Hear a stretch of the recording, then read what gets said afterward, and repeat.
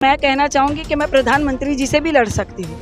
अब जो house tax उन्होंने मनमानी वाला रवैया अपनाया है उसे हम लागू नहीं होने देंगे। हमें नौकायान जाने की ज़रूरत ही नहीं पड़ती है। पूरे गोरखपुर में जो है जल भर जाता है, सब नौकायान का आनंद यहीं ले सकते हैं। देखिए कितने तो पत्रकार महोदय मुझसे पूछते हैं कि पहले आप मंत्री जी से लड़ गई कैंपियरगंज में, अब गोरखपुर में मुख्यमंत्री जी से लड़ जा रही हैं। क्या लगता है कि निषाद समाज संजय निषाद की तरफ जाकर बीजेपी का सपोर्ट करेगा या फिर काजल निषाद का सपोर्ट करेगा?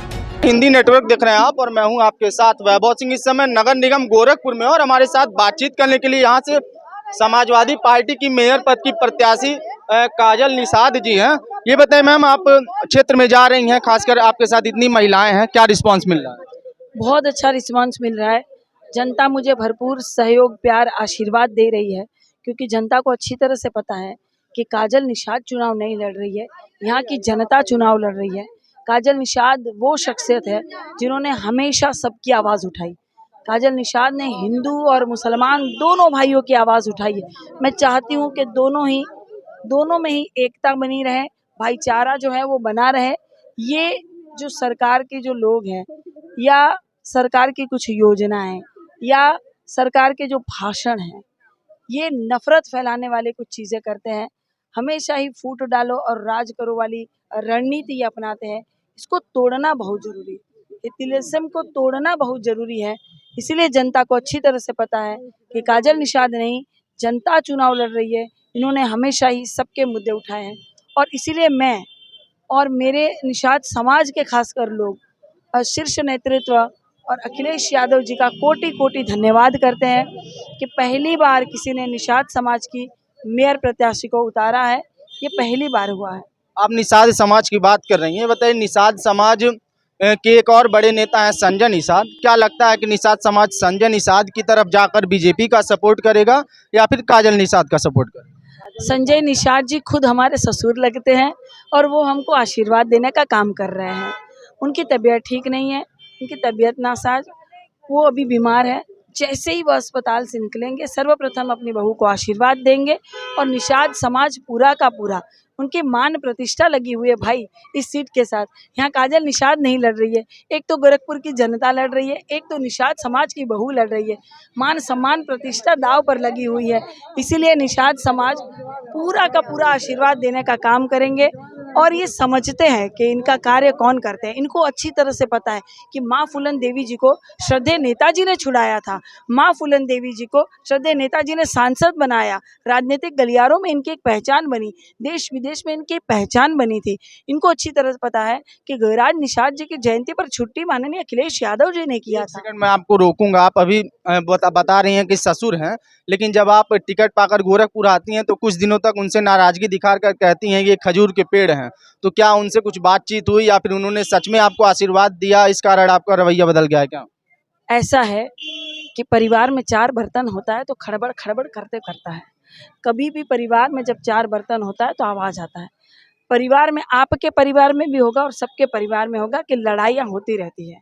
और खजूर का पेड़ मैंने इसीलिए कहा था कि हमारे ससुर जी बहुत बड़े तो हो गए हैं, लेकिन बड़े हुए हैं बिल्कुल खजूर के पेड़ की तरह। ना किसी को छाँव मिल रही है और ना किसी को फल मिल रहा है, इसलिए उनको संज्ञान दी थी। हमारा समाज अच्छी तरह से समझ रहा है कि ससुर अगर गलत दिशा में जा रहे हैं तो बहू उनको सुधारने का काम करेगी, या बहू उनको कहेगी कि ये गलत है ससुर जी, ऐसा मत कीजिए, समाज का साथ दीजिए, उनका सहयोग करिए। समाज जो है, उन्होंने आरक्षण के लिए इतनी सारी लड़ाई लड़ी आपके साथ, लाठी खाई, गोली खाई, समाज ने आपको साथ दिया, तो उनका साथ देने का काम करिए। मैंने इसीलिए ये बात कही थी, जो समझदार है वो समझ जाएंगे। चलिए आखिरी सवाल ले लेते हैं, चूंकि आप भी लगातार क्षेत्र में जा रही हैं। बताइए कि जहां एक तरफ मुख्यमंत्री का शहर होने के नाते मुख्यमंत्री हैं, उनके तमाम विधायक हैं, सांसद हैं, सरकार है, वहीं आप एक महिला होकर के ये लड़ाई लड़ रही हैं, कैसे लड़ेंगी इस पूरी लड़ाई को? देखिए कितने तो पत्रकार महोदय मुझसे पूछते हैं कि पहले आप मंत्री जी से लड़ गई कैंपियरगंज में, अब गोरखपुर में मुख्यमंत्री जी से लड़ जा रही हैं। तो मैं कहना चाहूँगी कि मैं प्रधानमंत्री जी से भी लड़ सकती हूँ। अगर आप जनता के मुद्दे उठाते हैं, अगर आप सच को सच और गलत को गलत कहने की क्षमता रखते हैं, ताकत रखते हैं, तो जनता पूरी तरह से आपके साथ होती है। काजल निषाद ने वीडियो के माध्यम से हमेशा ही सबकी आवाज़ उठाई है, चाहे वो कोई भी मुद्दा हो। ये मंदिर मस्जिद करते रहते हैं, मैंने हमेशा हर मुद्दे उठाए, जनता को पता है। तो आज जब काजल निषाद मेयर के प्रत्याशी बनकर आई है तो वो जनता पूरी उमड़ पड़ी है। वो जनता जो है वो सहयोग साथ देने का काम कर रही है। उन्हें पता है कि ये हमारी लड़ाई लड़ पाएंगी।